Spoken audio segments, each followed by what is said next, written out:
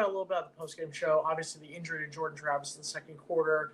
He comes back out onto the bench, has what looks like a little bit of cast on his left ankle and whatnot. And immediately the concerns start coming into play for Florida State fans. Is Jordan Travis done for an extended period of time and whatnot? And yes, let's give Tate Rodemaker credit. He started off very slow, and I think there were a lot of people who thought, oh, my God, here's our first loss of the season. But he came out in the second half. Him and Johnny Wilson became best friends, and Florida State gets out of Louisville with a 35-31 win. Mm-hmm. And I think there was a lot of concern about what the future would hold for Jordan Travis. Would he be out 6 weeks? Would he be out until the bye week and whatnot? But then I look on the depth chart this week that was printed out on Monday for Florida State. And if we take a look at the depth chart, at starting quarterback from West Palm Beach, Florida, number 13, not Dan Marino, but Jordan Travis. Logan, please address this for a moment, because if Jordan is healthy enough to play, I say play him until you get a comfortable lead, then sit his butt on the bench, because we're going to need him more for Wake Forest, NC State, and Clemson than we will for Boston College. That being said, is he being listed as a starter more as a ploy to maybe throw off Boston College, or do you legitimately see Jordan Travis starting this Saturday against BC? I think it's definitely going to be a game time decision for this. And we've seen Mike Norvell do this before, where he will put stuff on a depth chart and you go and look at Saturdays and during warmups. That ain't the same as that depth chart. And there's guys that we saw go down. There was a handful of them that went down. One thing that I'll put out here right now is that I can almost fully confirm a lot of those injuries, no season-ending injuries for Florida State after that Louisville game, which is a really good thing. Really, really big thing. That was my biggest concern. It was great. You get the win on the road. I mean, that was fantastic win. Jordan Travis goes down, but you were so worried about the injuries afterwards because there's a long season ahead where we're just getting started. So, but for Jordan Travis, I think it's going to be a game time decision. To me, I'd like to reverse it around. I'd like to throw Tate Rodemaker out there, let him go out there and start. And if things start going backwards, which they shouldn't, because you can run that run game as much as you want against Boston College for what it seems like how they started their season.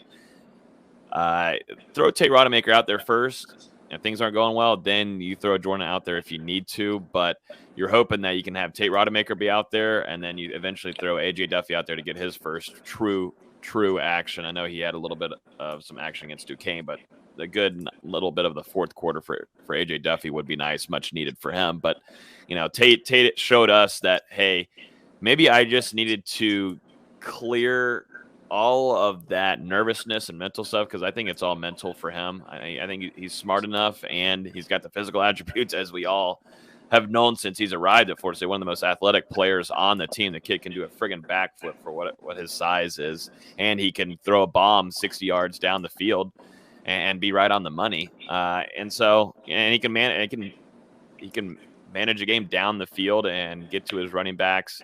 So I would like to see Tate Rodemaker start if Jordan Travis is not fully 100%. I don't think there's any reason to have risk of Jordan Travis going to a game against a crappy Boston College team, and then on the third series or so something happened worse to his leg or ankle, whichever was fully injured against Louisville, and then you screw yourself for the Wake Forest game, which has a potential to be, if Wake Forest goes and beats Clemson or makes it close or whatever, you have a potential big time, and you have a big ACC matchup. College game day could come here.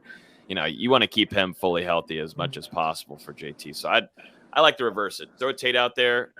Things aren't going well, or you're not scoring, or something's off. Then okay, then you throw JT out there, just because that also switches up how Boston College is going to play the defense there. Because they know Tate's not going to be a loser. He's not going to run around. I know he got the first down in Louisville, but that's not going to be. It's not JT-esque. He's not going to have that time. I do agree with you that, and in the sense I'll say this: Tate Rodemaker can beat Boston College. Tate Rodemaker cannot beat Wake Forest, NC State, or Clemson. I'm not trying to be Debbie Downer. That's just a fact. He cannot beat them as starter right now. Well, it's not a fact. It has yet to happen. I get your point. In my strong opinion, it's not a fact. In my strong opinion, and the opinion of many Sure. in the Florida State fan base and those who cover Florida State. Who? Wait, what happened? Tate Rodemaker can likely not beat Wake Forest, NC State, or Clemson as starting quarterback. Okay, well, I'll do Boston College he can, but not after. Right, that's what I said. Boston College he can. The other three he likely cannot. So I agree that it is important to keep Jordan safe in that situation. Yeah. My concern with that, about what you said, is start Tate, and if it gets close or if Florida State's trailing, then you put Jordan in there.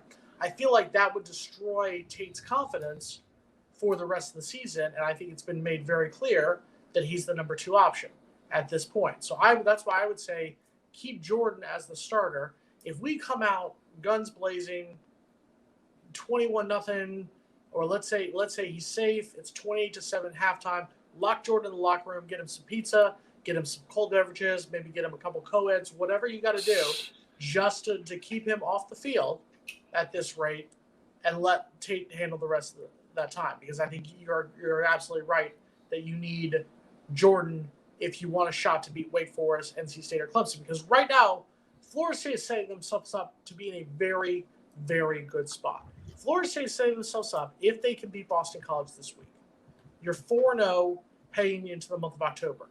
And I don't think a lot of people outside of the most biased Florida State fan thought we would be 4-0 entering the month of October. I thought we'd be 3-1. I think there are a lot of people who thought we could be as bad as 2-2 at this rate.